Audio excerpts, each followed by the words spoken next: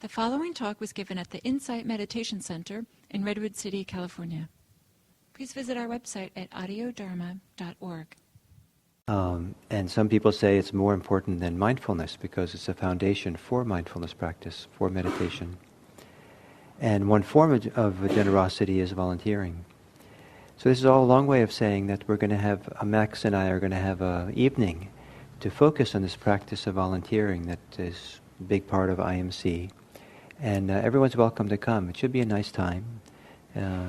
It'll be a time to appreciate those volunteers who come who are volunteering. And anybody's welcome to come, whether you've been a volunteer in the past, you are now, you're thinking about it in the future, or you have absolutely no interest in being a volunteer and you want to learn why you don't want to do it. Or you're just interested more generally about the approach to volunteering, the philosophy of it, or something we have here, and maybe you're more interested in volunteering elsewhere, but it's kind of an interesting angle to hear what we have to say about it. And then on Friday, we have this Dharma practice day, and this is the beginning of the year-long series, or 9-month, 10-month series. And the reason I want to mention it is that for people who come regularly Sunday morning or Monday evening, sometimes there's not a lot of chance to connect to community here. Some people will come for a long time and feel a little bit out of sorts around that very point because they come and they listen, and it's kind of a little bit, not such an easy chance to get to know people, have conversations with people about the practice and things like that. And so one of the ways to do that is these Fridays once a month called Dharma practice days, where we have it's a way of approaching or getting involved in some theme, some aspect of Buddhist practice in a multifaceted way, where I'll do a little bit of teaching through the day. We often do guided meditations around the theme. We have discussions around the theme, and we sometimes do exercises around it. And there's also a fair amount of dividing up into pairs or small groups in order to have more focused discussions about the theme. And some people find it very meaningful to have these kinds of conversations about important topics that normally we don't have a chance to have in our normal life in a focused way. And also it's a way of getting to know people in the community here and through this, these conversations, these ways of being together. I know that many of you can't do it because it's on a Friday, it's time of work, and I apologize to promote something you can't go to. It just turned out that the way my life worked out, that was the only time I could offer it on Fridays. And originally I started offering on Fridays to support the day-longs that we have sometimes on Saturday. And then more people would come to the Friday than they would come to the day-longs. So I realized that not that many people would do both 2 days in a row. So that was much more information maybe than you wanted, but it's an important part of what we do here, and I thought I would share it with you. And since we are a smaller group today than usual because of the Labor Day weekend, I'm very happy about that because it allows us to do something different. And I think when it's a bigger group, it's somehow it seems more appropriate for me to talk more, maybe I have a few questions. When it's a smaller groups, it's nice to do something different. And what I'm feeling myself like today is to hear a little bit from you and your concerns, your questions about Buddhism, questions about practice, questions about mindfulness. What's up for you and what's important for you. So, I get a sense what's happening with you, and I'll try to respond or address or whatever your questions might be or the topics you want to explore or discuss. And it might be nice for other people in the room also besides me to hear what's up for people and what's important. So if you're up for that, I'd love to hear some questions, some thoughts that you'd like to have addressed this evening.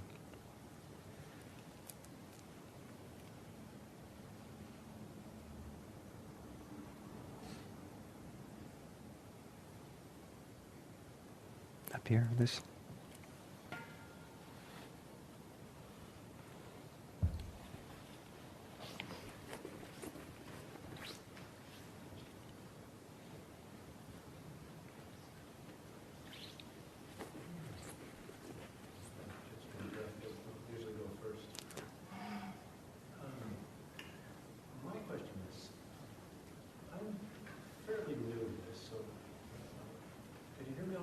And I think yeah. So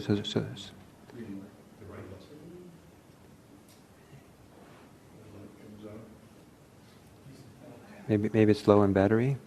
It was working for Liz here. There's a here. Can you? It's on the side.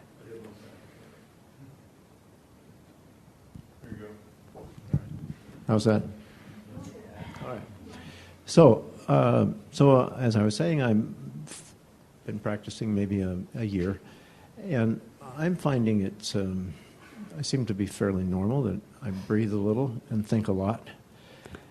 And then after the meditation is over, I listen to you, and you have all these wonderful things to think about. When are we supposed to think about those things?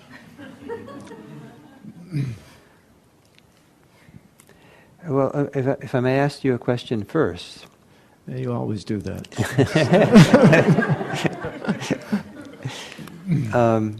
What are you hoping to accomplish in thinking about the talk and what's come up?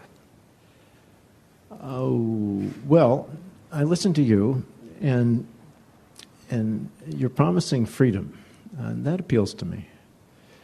So I'm thinking that if I can meditate perfectly, and then think these good thoughts, if you meditate perfectly, you probably won't become free. Freedom requires certain amount of things not going the way you want or expect. If things went exactly the way you want, you probably won't become free, because you have to learn how to be free in a world which is things aren't really working out so well. That's another way of saying that Buddhism says that there's a fundamental unsatisfactoriness in life. Where life can't really meet all of our ideals, expectations, wants, desires. And so if we do it perfectly, then we don't have a chance to meet that part of us that is... it's more difficult to set ourselves free from our desires to have it perfect. But anyway, I interrupted you. You can continue. So what are you trying to accomplish in thinking about the talk?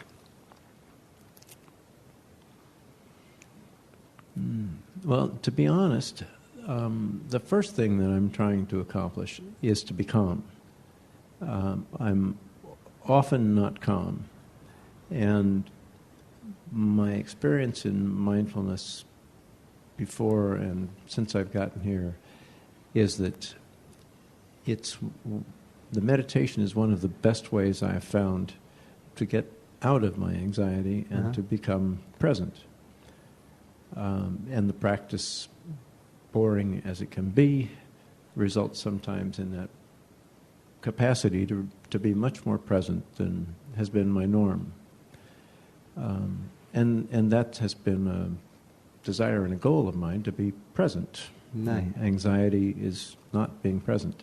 So that's a major interest of mine. So two interests: to be present and also to be calm. Yeah, to me it seems they're very much the same.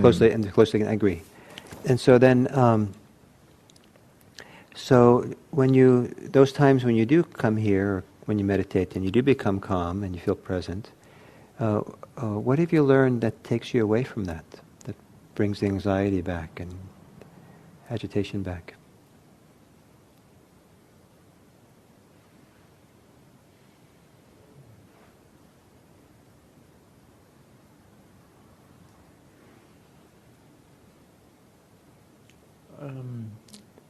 I think I have learned to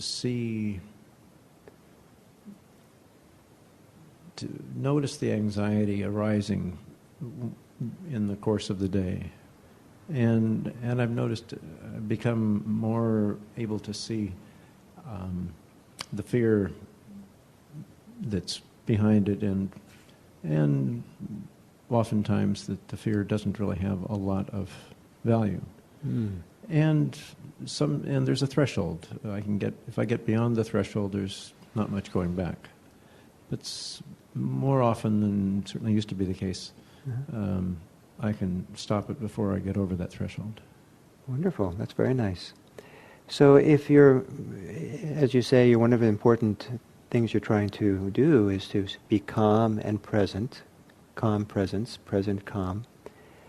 Do you have any how does thinking about the talk support that?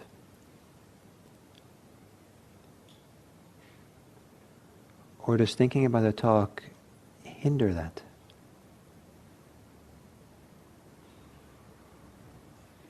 Some of the principles that you've talked about that have impressed me the most are compassion, loving kindness, and kind of the blessing of those things in my experience in mind is that it takes me away from myself and nice. Puts my focus on something other than myself. Kind of just flips me right away from fear. So then, as you leave here and you've heard these teachings, I can imagine a few possibilities. If you're calm and feel present, maybe you're better off staying with that than thinking about the talk. Because it just takes you away from, maybe it might take you away from that calm and that presence. So just leave the talk here. Or trust that something went in and it's there in the storeroom in the mind, and it's doing its thing, it's working you, and it'll have an effect. You don't have to think about it anymore, and it'll pop up maybe some other time. However, there might be some times when you leave and you find yourself starting to think a little bit about the anxiety of work the next day, and you say, I haven't crossed the threshold. There's a choice here. I can come back and let go. That's nice. You drive a little bit further because you have to go drive across the bay, right? So you have a long drive, and so then you feel the anxiety building up, but it's below the threshold. So you come back. That's nice. A third time it happens, and you're able to bring yourself back and calm down. And you say, I think I need to do something with my thoughts. I would like to do something with my thoughts that takes me away from my self-concerns that seems to be getting me anxious. Why don't I think about that talk? And so that might be a purpose for thinking about it. And so that you have this long drive. It seems like a great time to think about the talk, maybe. And then how to think about Dharma, if you read a book or hear a talk, is an important thing. And one of the ways to think about it is to ask yourself the question, how is this talk helpful for me? How are these teachings supportive for me in my life? As opposed to, is this really true? Do I like it? Do I not like it? That wasn't as good as a speaker last week, and seemed to say it differently in a better way. There's all kinds of ways of entering in the world of opinions and judgments that is not really supportive for the practice. What's most supportive for the practice is ask the question, even if the person, maybe me, gave a horrible talk, it doesn't help you to go home irritated about it. I drove all the way over here, it was a terrible talk, and, Gil should have prepared better. That doesn't support you to continue with that kind of mindset. What supports you is say, that was a bad talk. But for my sake, how am I going to reflect on what was said so that I can benefit from it? There must be a kernel in there. Or there must be some point in my life where that applies. Let me try to understand how it supports me. You don't have to agree with it, but you're looking for where it's applicable, where it's practical. So that's a nice way of thinking about the teachings. So does that give you a little bit of ideas, an answer to your question? Yes. Great, yeah, thank you. I like that. Thanks for letting me off the hook about thinking about what you say. Great. So I saw a hand over there before, in the back. If we can pass the mic. Oh, there, yeah. Abraham in the back row, I think. Well, you can go ahead. Yeah. Well, the person behind you had her hand up first, so, and then we can do you. Thank you, Gil. I'm wondering if you have something that's up for you. Do you have a question that you have that you'd like an answer to? Is there a way of holding that you would suggest in meditation so that it would allow us to somehow have access an answer to that? So if there's an important question, how to practice with it, how to live with it, and how to do so in meditation.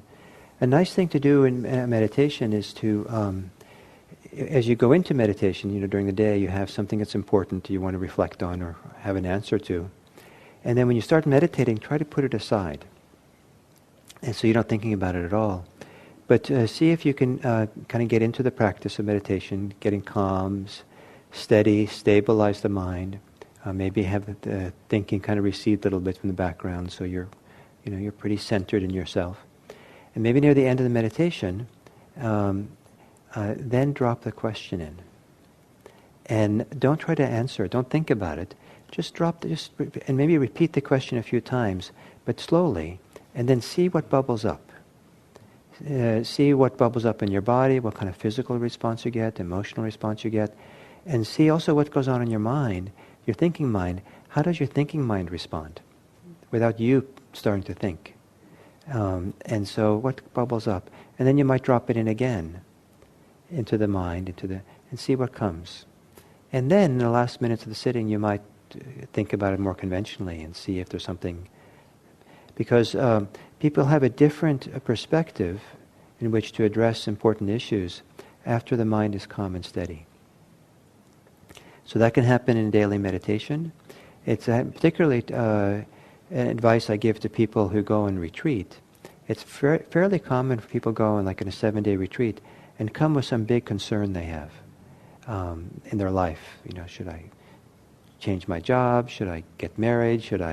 What should I do? And it's a really important question.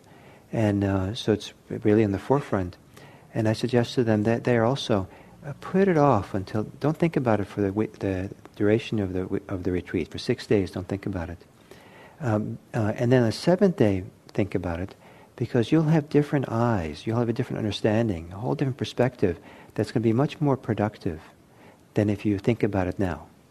So I'm a little bit offering a carrot to, so they get, put it aside, put it up on the shelf for now.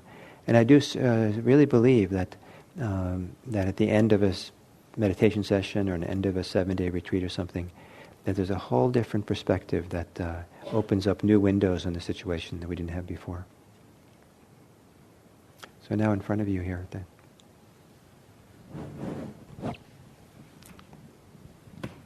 Hi, I have a rather basic question. I was wondering if you could speak about, meditating in a group versus kind of meditating on your own in your own practice, and, if you wanted to share some thoughts about that. Great, thank you. But before I answer, can I ask you why you're asking? Why is this important for you? It's an important question. I appreciate it, and I'm happy to answer, but I just get a sense. I'm not sure exactly. I've done both. It's just something that came up for me today as I was here, and I thought it was very nice to do it in a group, but I was just kind of wondering in terms of, I don't know, your thoughts about it. I think in the past it was different because I hadn't done it with other people. It had always been a solitary practice for myself. If it was with people, it was always kind of an introductory thing, like they teach it to you so that you can go home and do it by yourself. It was not like something that you go and practice with other people. And I've done all sorts of different practices with meditation, and some of those ended up maybe a little too deep for my tolerance at that time. I was frightened, but I wasn't actually thinking about that when I came up with this question. Great. I just thought, oh, it's interesting. It feels different to be together, and Great, nice. So there can be a difference between meditating alone and meditating in a group, and the differences can be different from different people, and different times in our life. It's different. So I benefited a lot from meditating alone. My first few years of meditation, I mostly did it alone. And And then I did it for many years in the monasteries, where we always meditated together in a group, and did a lot of retreats as a group. And one of the things that was nice about meditating in group was I needed less discipline to show up, to do it. I found that it supported me. I didn't get restless sitting there because, is it, when is it over? Should I stop now? Or, this is boring. Or, I have more interesting things to do, and I can defrost the freezer. But in a group, there's a certain degree, a hopefully healthy kind of group momentum or group kind of sense of being part of a group that supports. Keep at it, do it. It's important, it's valuable to do it. You're not the only one who's weird. There's a lot of people who are weird, and so it feels a little bit nice, that you're not strange because, we're all doing it together. And so I found that was very helpful for me when I my early period in the monastery. And then I went to Thailand to practice there, and I didn't know what I was going to, but the abbot just sent me off in this wilderness area in a cabin. He said, go out there and practice by yourself and come and see me tomorrow. And that went on for 10 weeks, off practice by myself. And I very quickly realized I didn't have anybody around me to support me to practice. And then the task was to develop a new level of discipline inside for that to find the motivation within myself rather than have it from the group. And that was a very growing experience for me in my practice. Some people are hypersensitive about people in a group, and it's just too much. They pick up too many vibes, or they're just makes them agitated to be meditating in a group. But they come anyway because they want to hear the teachings, or they want to just be around other people who are meditating, just because there's something that kind of gets passed by osmosis. The fact that other people are kind of doing the same thing or sharing the same values. And so even though they leave a little more agitated than they came, in the bigger picture, they benefit from it. Some people, the agitation that comes from being in a group is something they want to work with because it's something that doesn't have to be there. So they realize it's a challenge, so they come to the group in order to work through it, to see if they get to the other side so they can be peaceful in the group. Some people find that it's really hard to meditate at home alone. And the motivation, the support is not there. And so they come here and they feel the support. It's easier to do it. And so some people get kick-started, where they come here and it's easier than the rest of the week to keep it up because they have some momentum practicing in the group. Some people really pick up the vibes of the group in a good way, and they find themselves, even though they sit at home every day, when they come here, or sitting with a group, they get so much quieter and stiller, more focused, more concentrated, because of the group kind of dynamics that goes on, or something, the association of being around other people and meditating. So what I'm trying to convey to you is that there's, it's very individualistic how it works. And I think it's important to kind of sense and experiment and see what's most supportive for you, and only you're the one who can in the end decide what's most beneficial for you. To do more meditation alone, more meditation in a group, some healthy combination of both. Great, thank you. Then up here in the front.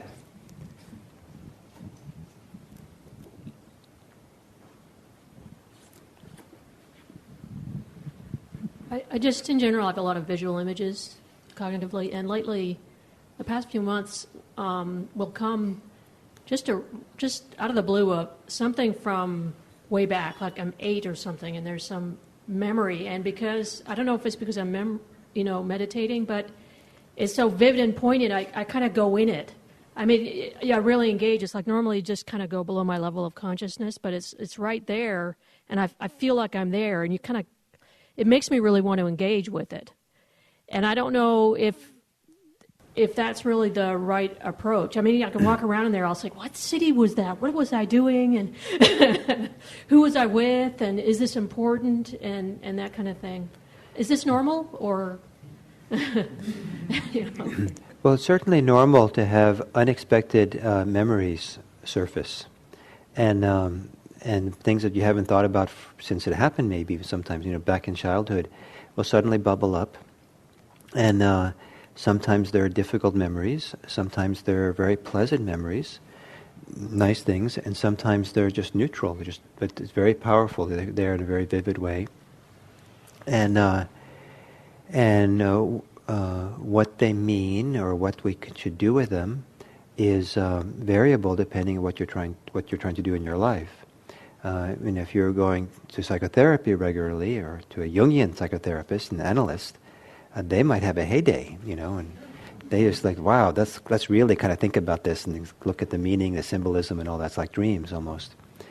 So there's all kinds of, there's multiple possible approaches of how to do something like that. What you described in part was not just the surfacing of the memory, but you getting swept into it very strongly. And anybody who meditates knows they get swept off into thoughts. Sooner or later, more often sooner, and so that getting aware of what that's like to be pulled into thoughts or images or something, and to recognize how that's happening and learn how to pull yourself out of it is a very important part of the training. So you don't want to be seduced by the strength of the pull or the strength of the images to follow and stay in there, because you've lost your presence. So you want to come out and learn how to do that. And here's a little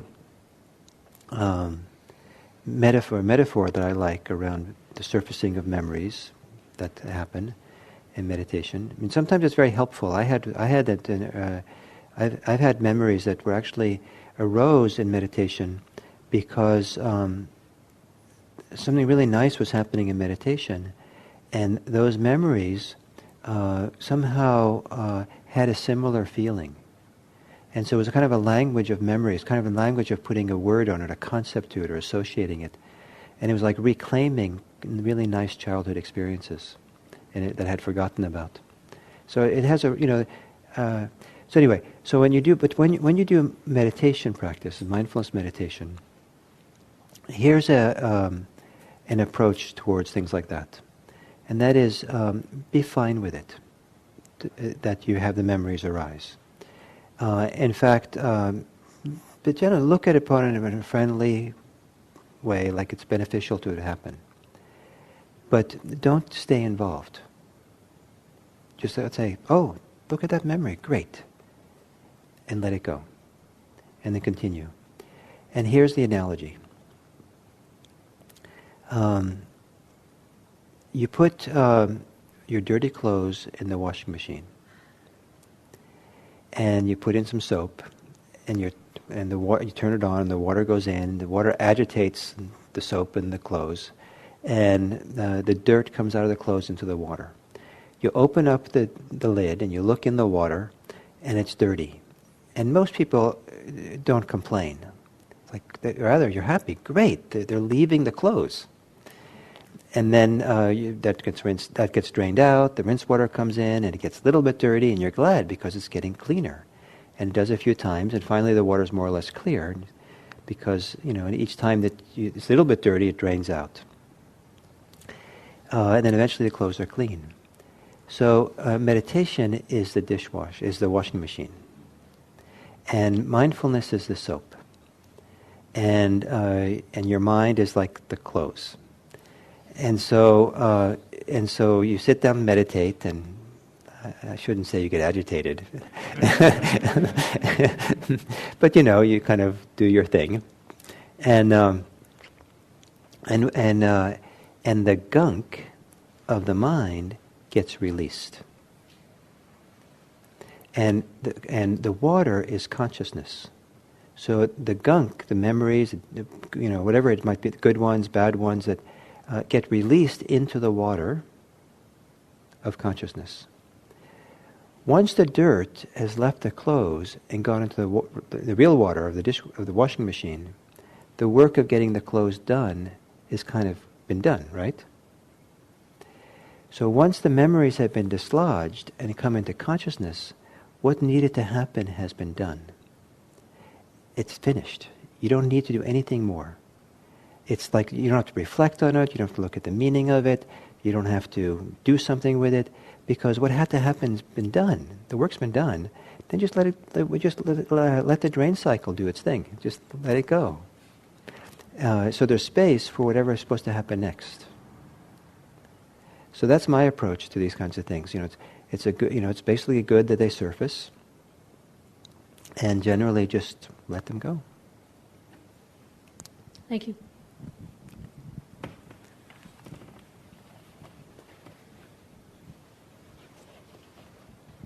Okay, so that was a perfect question because I have a really similar question. Is it on? The light? Yeah. Okay. Is it on? There. Yeah. Is it working now? Okay, so lately, when I meditate, I'm getting better at being in my body, and it feels wonderful. But then I feel like I'm bumping up against like emotions from the past, because unfortunately I've had a lot of times in my life where it feels like catastrophe was just about to strike, and sometimes it did. And so now I feel like I'm bumping up against those feelings, and they're really uncomfortable. And I try to be with them, but you can only do it for a certain period of time. Right, right. So... Yeah.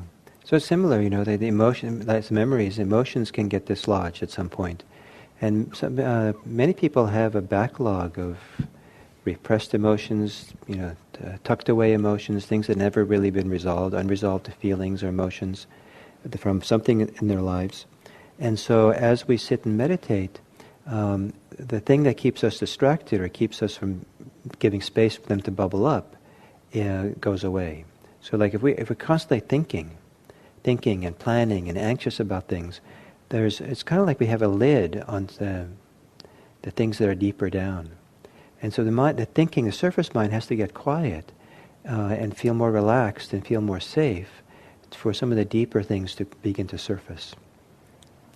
And so it's not uncommon for people to have sometimes very important experiences of meditation of deep calm or deep understanding, deep release, even deep experiences of freedom. And then what follows that is a period of strong emotional, psychological material bubbling up. And they say, oh, I'm going backwards, they say. How could this happen? But actually they're going forward. It's just that they've now been able to contact a deeper layer of the mind that they couldn't contact before. And so they have to house clean. So here's another analogy. And and it has the same point. Just recognize it and don't have to do anything about it. But stay present and mindful.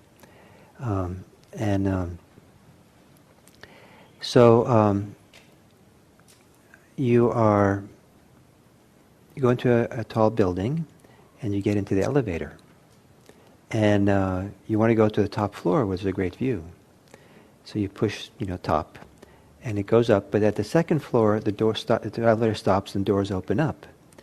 And there's this beautiful room with good food and music and wonderful people, and it's a whole like a little universe. So you get out of the elevator and you explore, and it takes a few, years to kind of explore that room and all the people there and the food. They have a lot of food.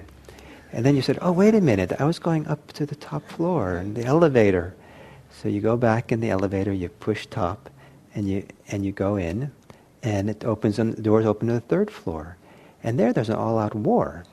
The people are angry, and, you're wrong, I'm right. And you say, well, I better go and help, because someone's in trouble, and they'll help decide who's right and wrong, and you spend a few years kind of on that floor. And then the elevator. So you go. And so it's normal for the elevator as it goes, up, that the doors open and you see what's there. But the good thing is that the elevator is the process that keeps you going. Stay in the elevator. And the mindfulness is the elevator. So if these emotions arise, welcome them. It's okay. They can be difficult. But they're probably not arising for you until you're ready to meet them. And they need to be met. But stay with the mindfulness. You don't have to analyze them, try to figure them out, try to fix them, make them go away, decide which one is right and which is wrong. just keep stay in the elevator, which means just stay noting them, be aware of them, just stay in the knowing, in the mindfulness. You don't have to do anything else. For me, when I feel like to get to that place, there's an amount of trust. Yes. And I feel like this really, it like bumps up against that trust. It's like, oh no, you shouldn't trust this, because this is, you know what I mean? Yeah. There's no hurry. And it's very healthy and appropriate for you to feel you have permission and the ability to pull away from them. And you don't have to go into things which you don't feel ready for. And there's no requirement, and no one's forcing you in this practice to kind of delve into these difficult psychological, emotional things. And so if you feel like you don't have the trust, you're not ready for it, or it's just scary, it's actually very healthy to know that you can open your eyes, you can take a deep breath, you can look around, you can go defrost the freezer, because you don't require. And then having confidence that you can do such things, and that you're not trapped by them, then you might have more confidence to stay with them longer. Okay, I'm going to stay 1 minute longer. Oh, that worked out okay. I'll do another 30 seconds. That worked out okay. And then that's enough for today. And then you pull out or switch to do loving kindness practice or do something else. But it's important to respect this and not. There's no need to force your way into it before you think you're ready.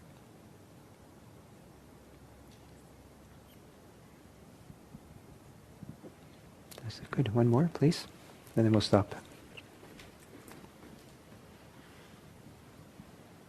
Gil, you opened the talk talking about volunteering. Yes. So my question is kind of related to that. So I would really like to volunteer at IMC, and there's a wonderful desire there. And yet I feel like I'm at a moment in my life where I'm spread very thin, and I'm sure this relates to a lot of other people. So I'm a young mother with a baby, and then I'm defending my dissertation this term. I'm a spouse, I have a household. So how does one hold all these different aspects of the self?